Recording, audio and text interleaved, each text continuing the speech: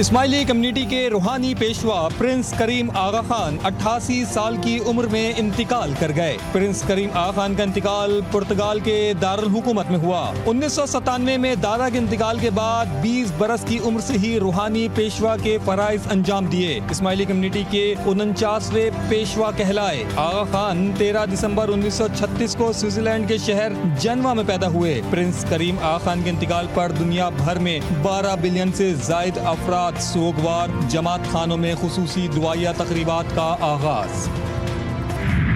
Army chief general Syed Asim Munir کی زیر صدارت 267ویں کور کمانڈرز کانفرنس شرکا کا مادر وطن کے امن و استحکام کے لیے شہدائے افواج پاکستان، قانون نافذ کرنے والے اداروں اور پاکستانی شہریوں کی لازوال قربانیوں کو زبردست خراج عقیدت۔ آرمی چیف نے کانفرنس سے خطاب میں کہا کہ پاکستان آرمی ملک کی خود مختاری اور سالمیت کے دفاع کے لیے پوری طرح تیار ہے۔ بھارتی فوج کے کھوکھلے بیانات ان کی بڑھتی ہوئی مایوسی کی نشاندہی کرتے ہیں۔ کسی بھی مہم جوئی کا پاکستان مکمل طاقت کے ساتھ جواب دے گا انشاءاللہ۔ عسکری قیادت قوم کو درپیش کثیر الجہتی چیلنجز سے مکمل طور پر آگاہ ہے۔ عسکری قیادت آئینی ذمہ داریوں کو پورا کرنے کے لیے پرعزم ہے۔ فورم نے فتنۃ الخوارج کی جانب سے افغان سرزمین کے مسلسل استعمال پر گہری تشویش کا اظہار کیا۔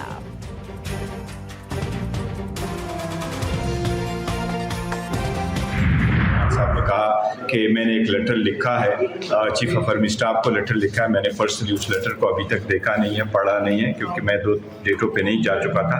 اور خان صاحب نے ان کے مندرجات خود جا کے پڑھ کے سنائے لوگوں کو اور کہا ہے کہ فوج کی بڑی قربانیاں ہیں اور خلیج نہیں ہونا چاہیے، لیکن میں سمجھتا ہوں خلیج بڑھتا جا رہا ہے۔ چیئرمین تحریک انصاف کا اسٹیبلشمنٹ کے ساتھ رابطوں کا اعتراف۔ بیرسٹر گوہر کہتے ہیں کہ بانی پی ٹی آئی کی جانب سے لکھے گئے خط کا مقصد عوام اور فوج کے درمیان بڑھتی خلیج کو کم کرنا ہے۔ خط پر رسپانس آتا ہے تو ہم خیر مقدم کریں گے۔ پارلیمنٹ ہاؤس کے باہر میڈیا سے گفتگو میں احتجاج کو پی ٹی آئی کا بنیادی حق قرار دیتے ہوئے کہا کہ اگر اسپیس نہیں دی جائے گی تو یہ خلیج مزید بڑھے گی۔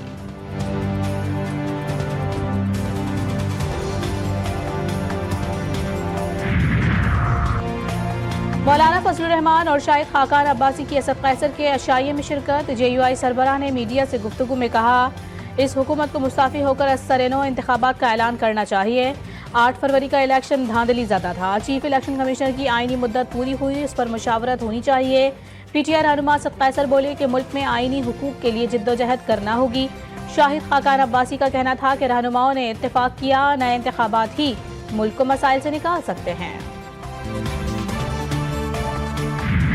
اس وقت جو ہمارے جوانوں کے نذرانے پیش کر رہے ہیں، ماضی میں جو فاش غلطیاں ہوئی تھی اس حوالے سے اس کے لیے قربانی ایک مرتبہ پھر پیش کر رہے ہیں۔ کل 5 فروری ہے، یوم یکجہتی کشمیر۔ پوری قوم انشاءاللہ قومی جذبوں سے اور ملی جذبوں سے انشاءاللہ اس کو منائیں گے۔ زرعی ٹیکس میں سمجھتا ہوں کہ وقت کی عین اس کا تقاضا ہے۔ میں ان چاروں صوبوں کے وزراء اعلیٰ کا بےحد ممنون ہوں۔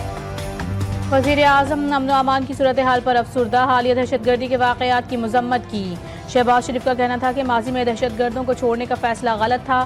شرپسند سیکیورٹی فورسز پر حملہ آور ہیں۔ قلات میں 18 جوان شہید ہوئے، جواب میں 23 خارجی مارے گئے۔ گزشتہ روز جمرود میں پولیو ٹیم کے محافظ پولیس اہلکار کو نشانہ بنایا گیا۔ کابینہ اجلاس سے خطاب میں انہوں نے مزید کہا کہ جنوری میں مہنگائی کی شرح 2.4% تک آ گئی۔ معیشت استحکام کی جانب گامزن ہے۔ زرعی ٹیکس کا نفاذ ضروری ہے۔ سندھ نے منظور کر لیا ہے، یوٹیلیٹی سٹورز کے بغیر رمضان پیکج لائیں گے۔ آزادی کی تحریک میں کشمیری بھائیوں کے ساتھ ہیں۔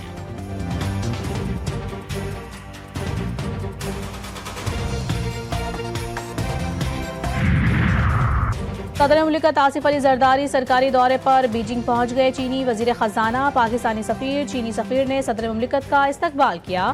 دورے کے دوران صدر مملکت چین کے اعلیٰ سیاسی قیادت اور چینی ہم منصب سے ملاقات کریں گے۔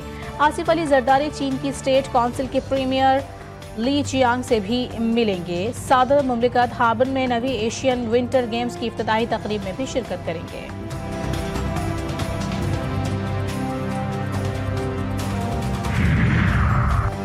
بحریہ ٹاؤن انتظامیہ کی ای او بی آئی فنڈز میں کرپشن اور خرد برد۔ نیب کی ملک ریاض اور دیگر کے خلاف ایک اور انکوائری شروع۔ چیئرمین ای او بی آئی کو خط لکھ دیا۔ خط کے متن میں کہا گیا ہے کہ بحریہ ٹاؤن نے ابھی تک ای او بی آئی فنڈز کی مد میں کتنی رقم جمع کرائی اور کتنی رقم وصول वसूली बाकी है। बहरिया टाउन को जारी डिमांड नोटिस में भी फराहम किया जाए।